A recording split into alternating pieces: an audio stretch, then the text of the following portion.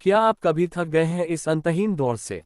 कुछ बनने की जद्दोजहद, नाम और शोहरत की चाह, दुनिया के दिखावे और तुलना के बीच पनपता हुआ वह अदृश्य खालीपन। क्या आपने भी अनुभव किया है कि सब कुछ पाने के बाद भी मन कभी स्थिर नहीं होता? यदि हाँ, तो आज की यह यात्रा आपके लिए है। यह कोई बाहरी ज्ञान नहीं, बल्कि आपके भीतर छिपे मौन से मिलन है। वह मौन जिसमें सब प्रश्न मिट जाते हैं, जहां आप कुछ नहीं बल्कि शून्य को महसूस करते हैं।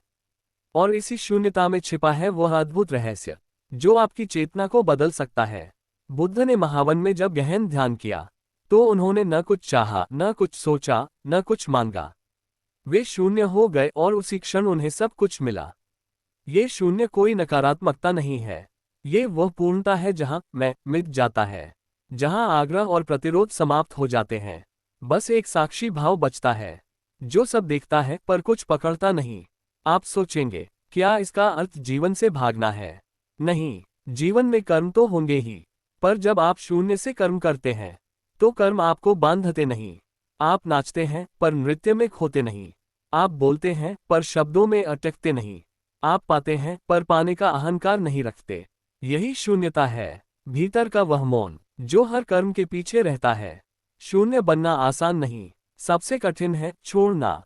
नाम का मोह, पद की पकड़, पुराने अनुभवों का बोझ, और यह भय कि अगर मैं कुछ न रहा तो मैं कौन हूं। परंतु जैसे पक्षी उड़ने के लिए अपने घोंसले को छोड़ता है, वैसे ही चेतना उड़ने के लिए पुराने विचारों के घोंसले से मुक्त होती है।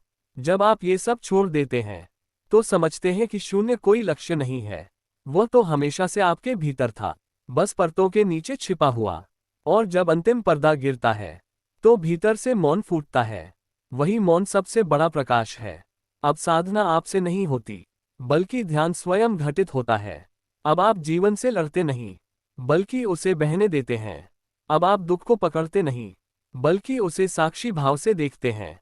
और वही साक्षी भाव है बुद्ध का मार्ग। याद रखिए, शून्य का अर्थ कुछ नहीं होना नहीं है, बल्कि सब कुछ से परिपूर्ण होना है।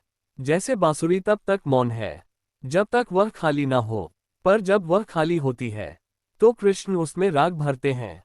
वैसे ही जब आप भीतर से खाली होते हैं, तो ब्रह्मांड आपकी चेतना में अपना संगीत भर देता है।